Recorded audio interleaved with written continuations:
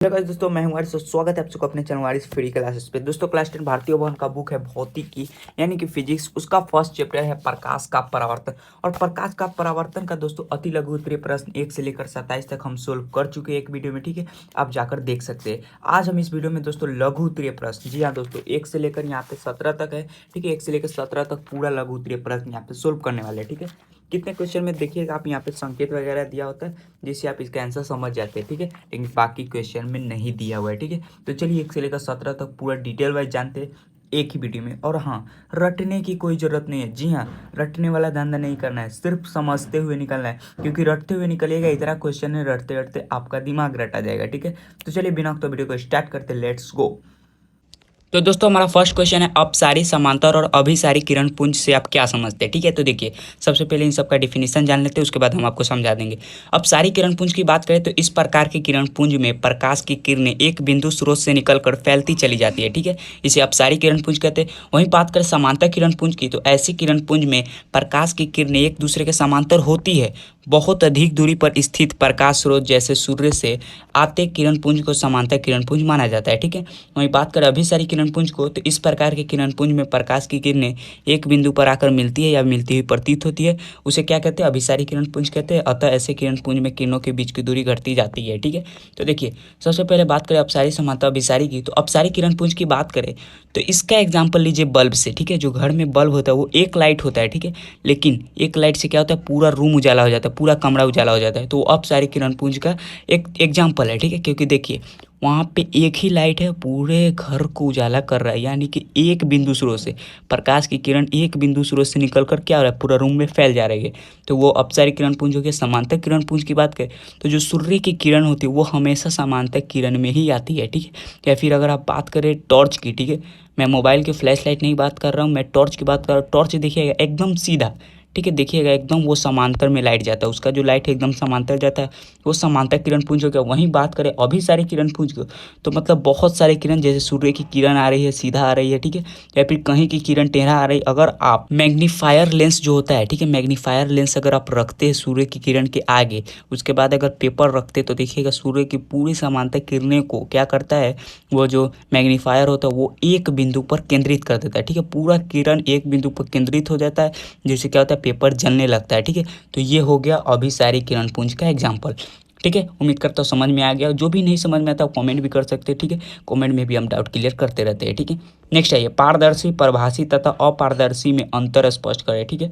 तो देखिए ये जो भारतीय भवन का बुक है ना दोस्तों, अगर इसका क्वेश्चन आप पूरा क्लियर कर लिए तो बिहार बोर्ड मैट्रिक का अगर आप एग्जाम दिए तो 400 450 तो डेफिनेटली आएगा। जी हाँ, ये बुक क्लियर तो बोर्ड क्लियर, बहुत ही हार्ड क्वेश्चन आता है, ठीक है। तो देखिए पारदर्शी की बात करें तो वैसा पदार्थ या वे पदार्थ जिनसे होकर प्रकाश आसानी से पार कर पाता है, या फिर ये लिख सकते वैसा पदार्थ या वे पदार्थ जिनसे प्रकाश आसानी से होकर पार कर देता है, वे पारदर्शी पदार्थ कहते हैं। जैसे कांच, पानी, हवा, ठीक है। कांच, पानी, हवा में क्या होता है, प्रकाश की किरण एक पर से ऊपर हो जाता है, ठीक है, इस पर से उस पर इजीली हो जाता है, तो वो हो गया पारदर्शी। वहीं पारभासी में क्या होता है कि वे पदार्थ जो उन पर पड़ने वाले प्रकाश के एक छोटे से भाग को ही अपने में होकर जाने देती है, पारभासी पदार्थ कराती है। जैसे घिसा हुआ कांच, तेल लगा हुआ कागज, बैलून का रबर या फिर दूध, ठीक है। ये पारभासी क्या हो गया कि किरण तो जाएगी लेकिन जितना किरण जाना चाहिए उतना नहीं जाएगा, उसका एक अंश, ठीक है। कि अगर कांच को खींच दिया जाए तो देखिएगा उसके अंदर रोशनी बहुत कम जाती है, ठीक है। वहीं तेल लगा हुआ कागज में देखिएगा रोशनी तो जाएगी लेकिन एकदम हल्का सा जाएगी, ठीक है।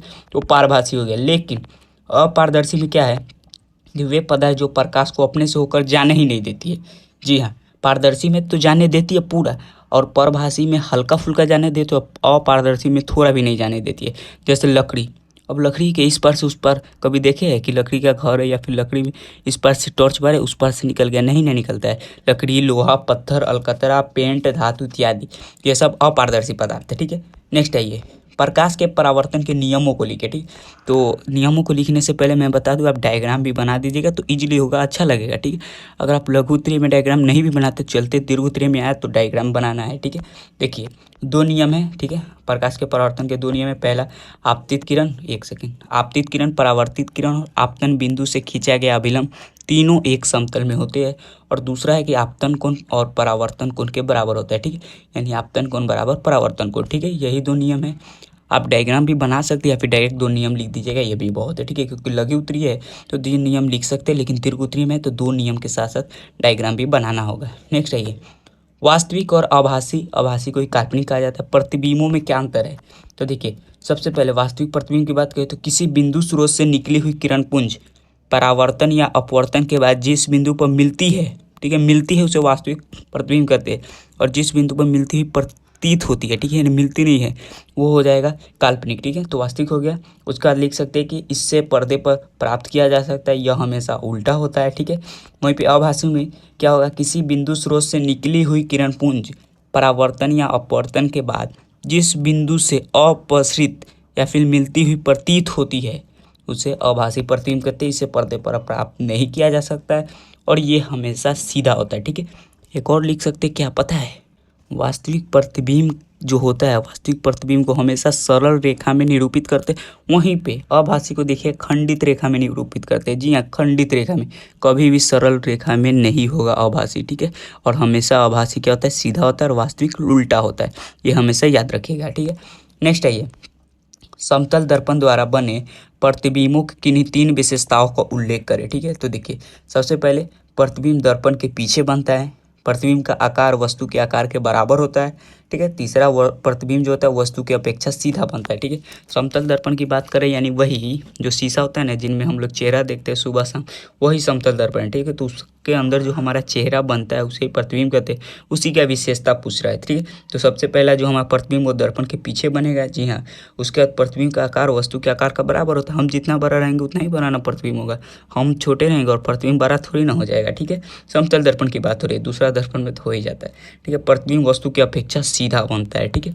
नेक्स्ट आइए, अवतल दर्पण तथा उत्तल दर्पण में हम तो स्पष्ट करें तो देखिए, हम ऐसे 3 अंतर लिखिए। आप चाहे तो 2 खंड में एक तरफ अवतल दर्पण एक उत्तल दर्पण करके भी लिख सकते हैं, ठीक है। तो अवतल दर्पण की बात करें तो इसमें परावर्तक सतह धंसी होती है। उत्तल दर्पण में इसमें परावर्तक सतह उभरी होती है, ठीक है। यहाँ पर अवतल दर्पण में उभरे भाग पर पॉलिश किया रहता है, इसमें क्या होता है? धंसे भाग पर पॉलिश किया रहता है। उसके बाद अवतल दर्पण में वास्तविक और काल्पनिक दोनों प्रतिबिंब बनते हैं, उत्तल में सिर्फ काल्पनिक ही बनते हैं। और भी बहुत सारे इसके अंतर है, लेकिन लघु उत्तरीय तो 3 ही बहुत है, ठीक है। नेक्स्ट आइए, गोलीय दर्पण की वक्रता त्रिज्या से आपका क्या तात्पर्य है? तो देखिए, गोलीय दर्पण जिस गोले का भाग होता है उसकी त्रिज्या को ही दर्पण की वक्रता त्रिज्या कहते हैं। सिंपल भाई, ठीक है। गोलीय दर्पण जिस गोले का जो भाग होता है, तो जो गोला होगा उसको हम लोग सर्कल समझ लेते हैं, ठीक है, ठीक है। वो जो गोला है उसको सर्कल या फिर गोला ही समझिए। तो गोला का जो त्रिज्या होगा वही ना उसका वक्रता त्रिज्या होगा, ठीक है। किस दर्पण में केवल काल्पनिक प्रतिबिंब बनता है? अवतल या उत्तल या समतल? सिर्फ और सिर्फ उत्तल। जी हाँ, क्या? उत्तल में बनता है। केवल पूछे तो उत्तल, ठीक है। और केवल नहीं पूछता है तो अवतल भी हो जाएगा, समतल भी हो जाएगा, ठीक है। नेक्स्ट आइए, उत्तल दर्पण का उपयोग वाहनों के साइड मिरर या पीछे देखने के आईने के रूप में क्यों किया जाता है? ये बहुत इंपॉर्टेंट क्वेश्चन, एकदम VVI क्वेश्चन। क्वेश्चन क्या है कि उत्तल दर्पण का उपयोग वाहनों के साइड मिरर में, आप देखते होंगे वाहन होता है या फिर बाइक हो गया या फिर 4 चक्का, देखिएगा साइड मिरर लगा होता है, तो वो उत्तल दर्पण होता है। क्यों लगा होता है? तो देखिए, उत्तल दर्पण का उपयोग वाहनों के साइड मिरर में या पीछे देखने के आईने के रूप में इसलिए किया जाता है क्योंकि उत्तल दर्पण में बना प्रतिबिंब छोटा, सीधा एवं ध्रुव फोकस के बीच होता है। इस दर्पण का दृष्टि क्षेत्र अधिक होता है। इन्हीं कारणों से इसका उपयोग साइड मिरर के रूप में किया जाता है। सिंपल भाषा में बात करें तो वो इसलिए वहाँ पे उत्तल दर्पण लगाया जाता है ताकि कोई भी अगर वाहन की गति, स्पीड है, जिस स्पीड से है उसमें पता चल जाता है कितनी स्पीड से आ रही है। नज़दीक आता है तो उसका प्रतिबिंब बढ़ता रहता है, ठीक है। वहीं दूर रहता है तो देखिएगा छोटा प्रतिबिंब होता है। इससे भी ज्ञात हो जाता है कि हाँ, गाड़ी नज़दीक आ रही है, जिससे एक्सीडेंट का खतरा वगैरह बचा रहता है, ठीक है। बस यही सब कारण है जिसके वजह से साइड मिरर लगाया जाता है, सॉरी, उत्तल दर्पण साइड मिरर में लगाया जाता है, ठीक है। नेक्स्ट आइए, अवतल दर्पण में प्रमाणित करें कि F बराबर R/2, ठीक है। तो देखिए यहाँ पे ये क्वेश्चन थोड़ा सा डिटेल वाइज है, ठीक है। इसको कॉपी में, ठीक है, इसको कॉपी में रफ करने वाला है, यानी कॉपी में इसको इजीली बनाने वाला है।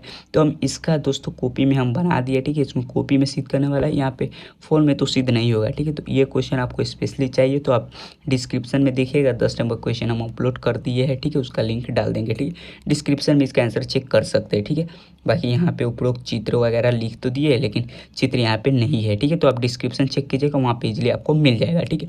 जी हाँ, 10 नंबर का डिस्क्रिप्शन में अवेलेबल है। चलिए तब तक आगे बढ़ते हैं।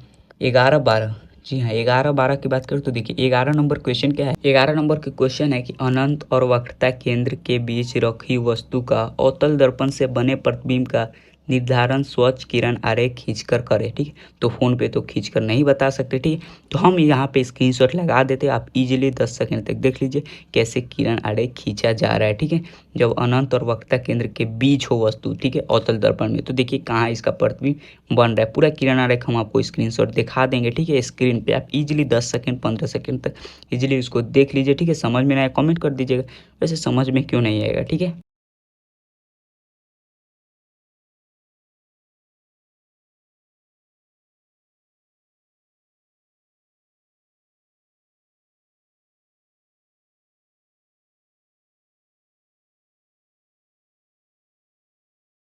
नेक्स्ट आइए, तब तक 13 हो गया, 11 12 हो गया, 13 आइए 12 की बात करें तो 12 में एक चित्र है। ठीक है, उसको किरण आरेख को पूरा करना है, तो वो आपके लिए। ठीक है, आप किरण आरेख पूरा कर लीजिए, इतना तो आप कर ही सकते हैं। ठीक है, ईजिली है भाई। देखिए सबसे पहले क्या कीजिएगा, बी और ए और बी क्या है, वस्तु है। ठीक है, देखिएगा ए और बी वस्तु है, तो ए से क्या होगा, 2 किरण निकलेगा, तो पहला किरण को समांतर ले जाइएगा, समांतर जाएगा तो एफ से गुजरेगा, और दूसरा को पी से ले जाइएगा तो पी से ले जाइएगा तो पी से ही निकल जाएगा।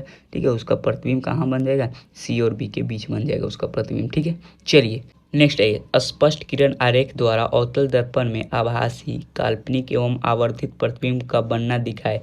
इस प्रकार प्रयुक्त अवतल दर्पण का एक व्यवहारिक उपयोग भी बताए। तो सबसे पहले व्यवहारिक उपयोग, इसका प्रयोग हजामती दाढ़ी बनाने के दर्पण के रूप में किया जाता है। ठीक है, और बात करें किरण आरेख का, तो इसका भी हम स्क्रीनशॉट आपको दिखा दे रहे हैं सामने। ठीक है, आप स्क्रीन पे इसका भी स्क्रीनशॉट देख सकते हैं इजीली। ठीक है,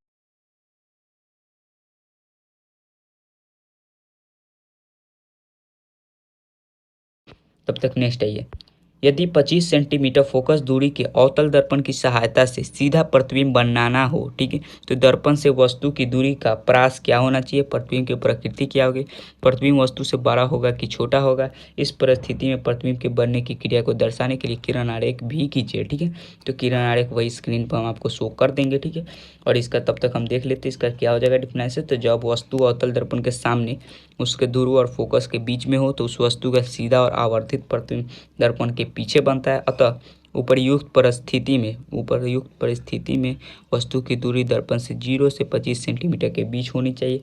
प्रतिबिंब हमेशा आभासी होगा और वह वस्तु से बड़ा होगा। ठीक है, उसके बाद बात करें 15 की, तो ये भी किरण आरेख वाला ही है। ठीक है, उसके बाद 16 की बात करें तो यहाँ पे इसका संकेत तो दे ही दिया हुआ है। ठीक है, कि कल्पना कीजिए कि क्या आप एक चमकीले कागज से ढके बेलनाकार खंभे के सामने खड़े हैं। इस प्रकार से बने बेलनाकार दर्पण से आप अपना किस प्रकार का प्रतिबिंब रखेंगे। ठीक है, तो प्रश्न के अनुसार ऐसे लिख सकते हैं इसका आंसर कि प्रश्न के ऐसे, ये सब हम इसलिए इस सबको धीमा कर दिए क्योंकि ये जितना भी है ना भाई, ये नहीं आता है बोर्ड में। जी हाँ, ये कभी नहीं आएगा, कल्पना कीजिए, इसलिए इस सबको हम स्क्रीनशॉट दिखा देंगे। बाकी ये सब छोड़ते हुए चलिए 17 की क्या है, तो 17 निम्नलिखित परिस्थितियों में जिस प्रकार के दर्पण का उपयोग किया जाता है उनका नाम बताए। ठीक है, तो कार के हेडलाइट, तो कार के हेडलाइट में अवतल हो जाएगा, वाहनों के साइड मिरर में तो उत्तल हो जाएगा, सौर भट्टी में तो अवतल हो जाएगा। बस यही था दोस्तों, उम्मीद करते हैं वीडियो पसंद आएगा। ठीक है, जितने भी इसके बीच में क्वेश्चन है जैसे कि 11 है, 12 है, 13, 14, 15, 16, ठीक है, यही सब क्वेश्चन है। इस सब में जो क्वेश्चन डाउट हो आप कमेंट कर सकते हैं।